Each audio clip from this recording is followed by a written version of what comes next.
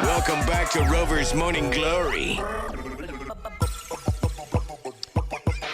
I'll bet this is the first radio show that former Congressman Ron Paul has come on, and the music playing in the background as he's about to come on is Bubble Butt.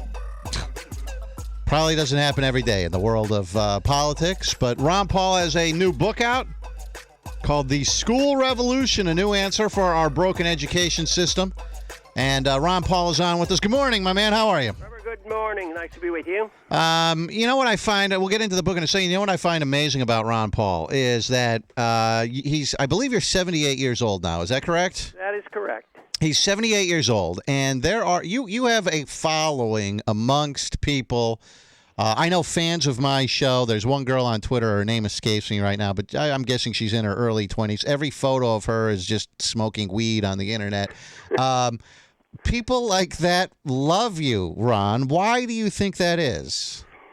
Well, I've not figured it out. I know that is the case, and I do emphasize the fact that you have to change thinking of a younger generation, so I go to the college campuses. But it was more or less natural during the campaign. It seems like you talk to everybody, and certain groups, are more attractive to the philosophy than others. But I think it's natural for all of us to love liberty. And I think when we're young, we have a better concept or desire for it, and I think it gets beaten out of us later on. But the young people are still, I think, open-minded. They're not locked in on their beliefs. And the whole principle of libertarianism is based on tolerance. That is, that we're not judgmental. We don't tell people how to run their lives. We don't tell people how they have to spend their money. But the other thing that the young people have been attracted to is this idea of nonviolence, especially overseas, that we're sick and tired of the wars. And right now, I think that's catching on. So I accept it, but I can't fully explain all the reasons why young people might like what I've been saying. Speaking of war and violence and whatnot, but before we talk about your book, what do you think about what's happening in Syria right now? We sort of threatened, hey, we may launch some cruise missiles at you to retaliate for you using chemical weapons on your own people. Then we sort of backed off that, or we left it up to Congress. We haven't done anything. Russia has now jumped in.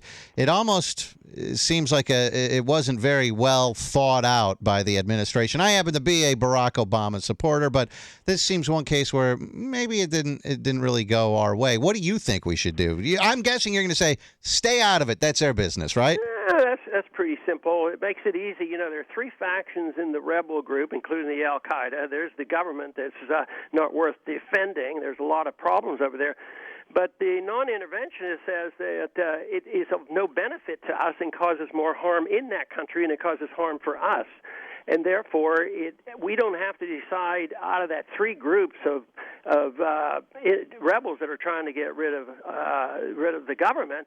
We don't have to make that decision because it's in our best interest to stay out of there. That country has a problem. They have to solve it. Why should we make it worse by killing more people? And I think this is something that was traditional for America for a long time, that we were supposed to stay out of these areas, and the founders taught that. But I think it's a mess, and we've been in there a long time. They're talking about, well, are we going to get involved with these bombs? Well, we've been involved for a long time, with our CIA and sneaking weapons in there, but we do that around the world, that we're always involved. And look at the shambles of the Middle East, whether it's Libya or Egypt or Iraq or Afghanistan. Now we have Syria. Everything is made worse by us, and I don't think it's going to end, though, until we go broke, and that's probably not that far off. But not always is everything made worse. We went into, we stopped the civil war. That I think it was Kosovo, remember, back in the day, where that Milosevic guy, we intervened there with no-fly zones and airstrikes and stuff. And we don't know it what worked, would happen though, if right? we hadn't. I still don't think we have the authority to go and kill a lot of people to make our point, even though we can, they finally get tired of killing each other over there. So it's sometimes a modest success is dangerous because that only encourages people to get more involved, and it's the overall involvement continuously that leads to the many, not 5 or 10,000, but probably hundreds of thousands of people.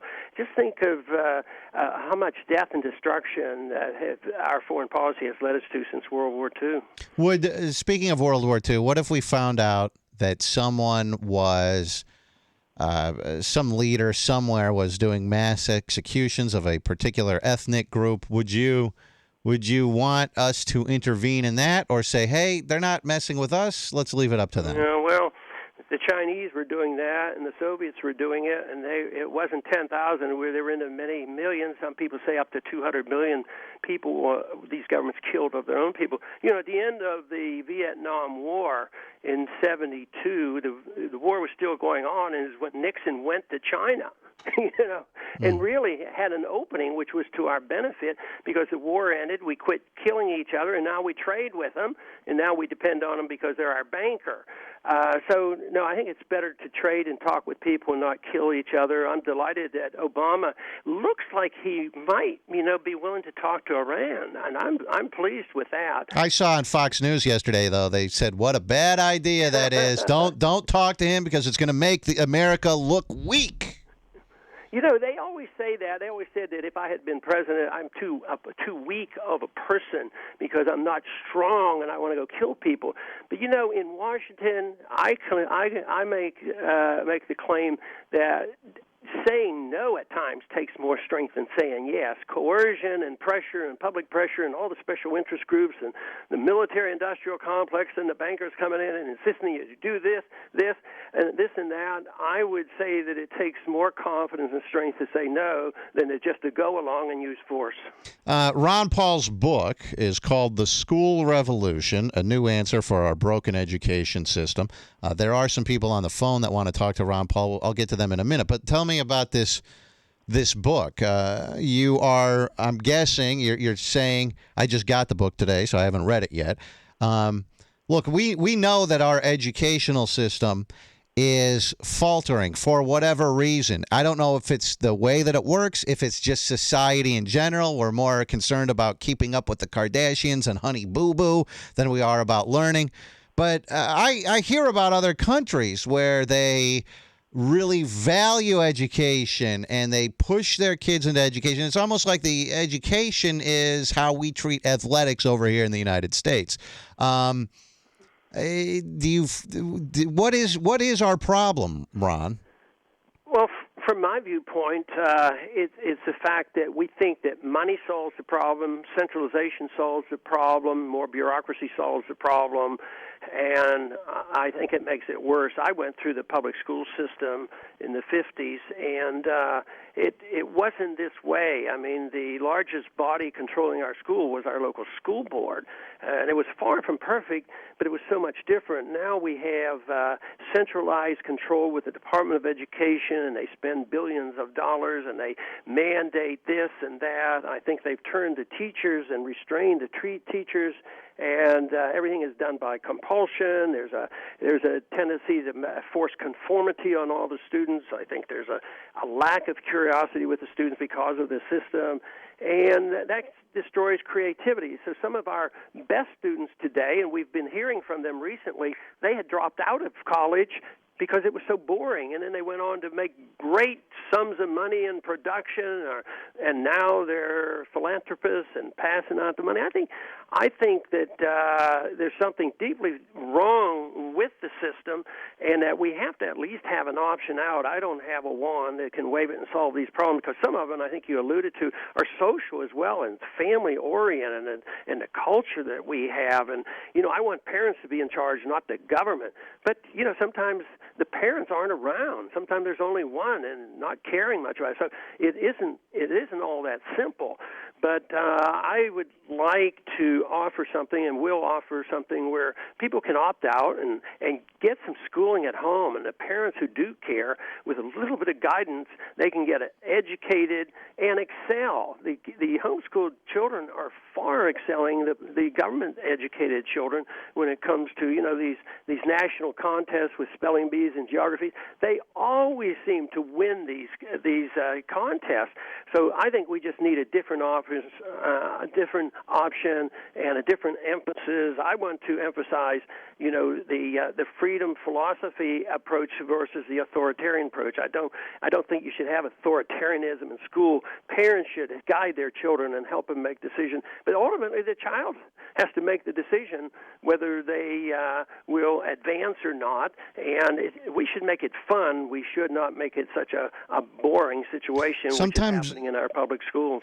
I hated. I have to be honest with you, Ron. I hated school. I dropped out of college. I said I didn't want to go, but that's sort of what was expected of my parents. My stepdad was a doctor, like you, and my mom was a nurse and is now a lawyer.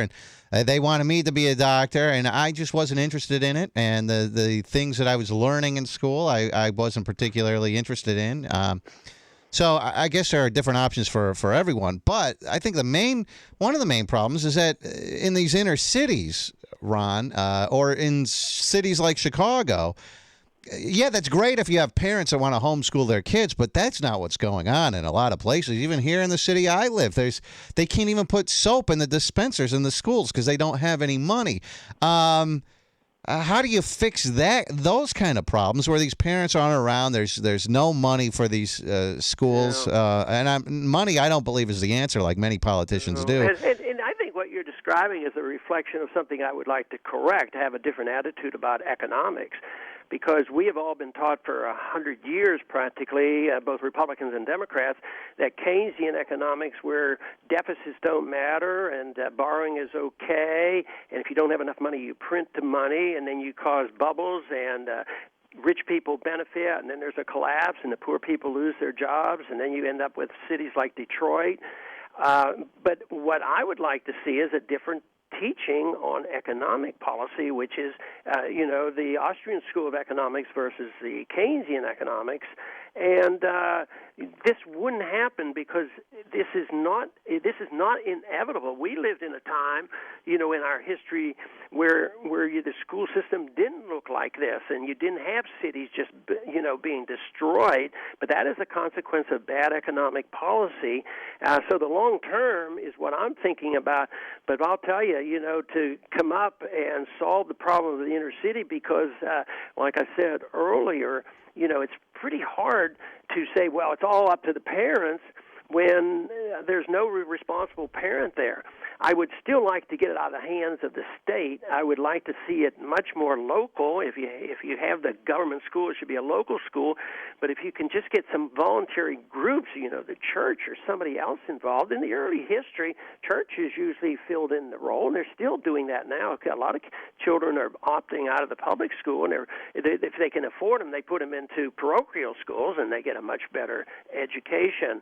But, it's more than just the schools. I think the school is a reflection of social conditions, but it's also a reflection of bad economic theory that has been going on for a long time. And if you don't reverse that, you're going to see a lot more poverty in this country, because the one characteristic of Austrian economic theory is that when you undermine and destroy money, you always destroy the middle class, and the evidence is all around us now. And that, of course, provides such a great problem for us getting children educated.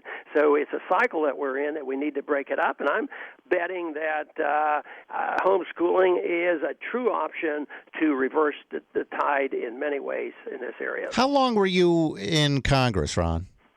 I was 12 terms. It was about 23 years, but I was in two different times, I was out for 12 years when I went back to medicine. So the total was about 23 years. What do you think the biggest problem with our political system is right now? I think that, you have the Republicans and the Democrats, two-party system, and each one is, I mean, they heard all of their people, and it's like, we're all voting this way or we're all voting that way. There don't seem to be too many people who are in the middle who my political views, I kind of take things from both sides. I don't think either one of those two sides is right. Yeah. And there's no compromise these days. Well, I work with progressive Democrats, and I think quite well, but I don't have to sacrifice or compromise. Today, there's too much of it, because if you have Boehner and Pelosi both endorsing the NSA and both endorsing the wars overseas and both endorsing the Federal Reserve and the current economic system, I think that's the wrong compromise. Now, when I was there, a couple, Barney Frank and Dennis Kucinich, I work with them very well on foreign policy and civil liberties.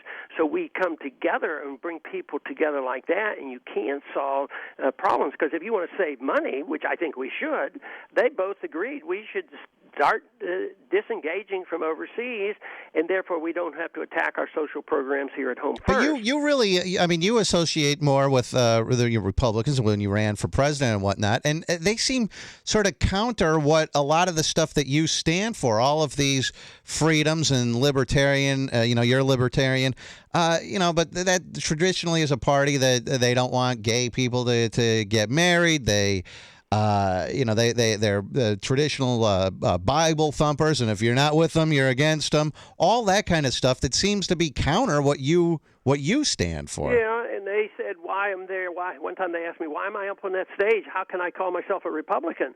But I said, well, you guys preach the gospel of limited government. I said, all I want to do is balance budget and cut back spending and bring the troops home, have a strong national defense, and have sound money and follow the Constitution.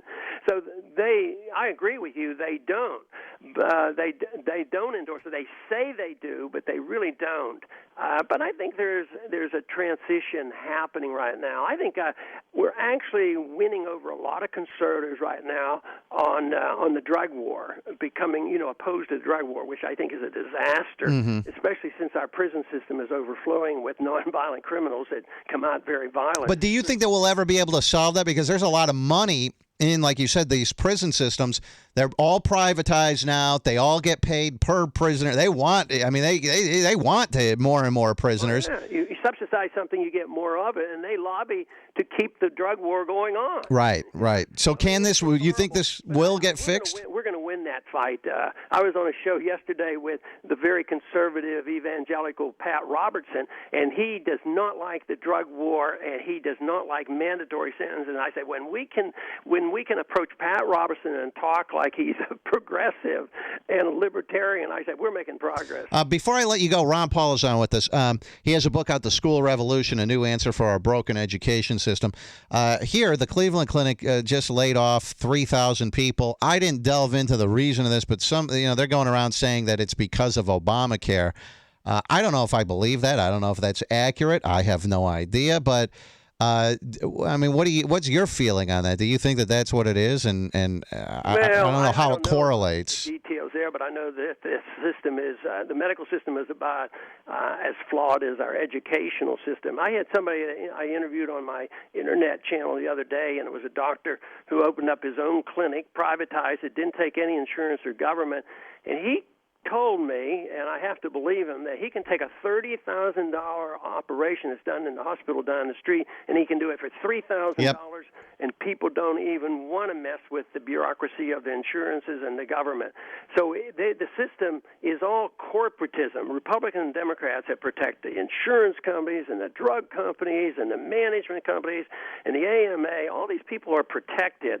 And now, with the token effort, with Obamacare, it's not going to solve the problem. It's going to get much worse. So I think there's way too much bureaucracy and too much money involved. Well, Ron, good luck with this book. There's a guy on who wants to know. He's on the phone. He wants to know if you will be running for president once again. I mean, you are getting up there in age. Do you have the energy to do it again? No plans for that. It takes a lot out of you, doesn't it? Yeah, I'm not planning to do that. He's going to go and go party for the next few years. Ron Paul, I appreciate you coming on the show, my man. Thank you. Thank you. Sorry, I just hung up on him. We've had him on before. I think he has I think his ideas he has some good ideas, but many of his ideas, he has too many ideas. That's his problem.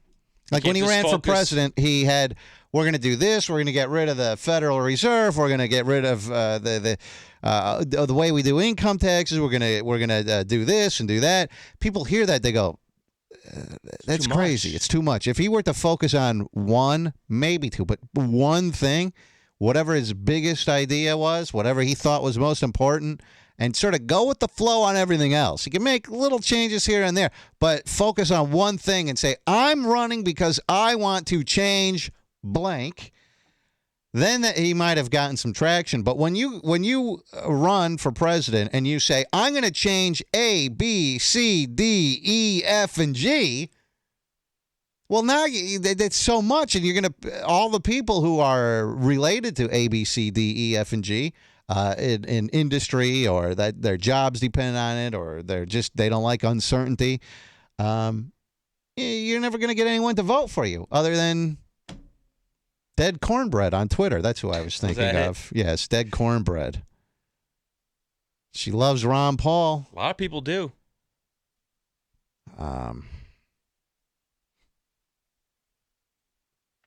Sean, you're on Rover's Morning Glory. Good morning, Sean.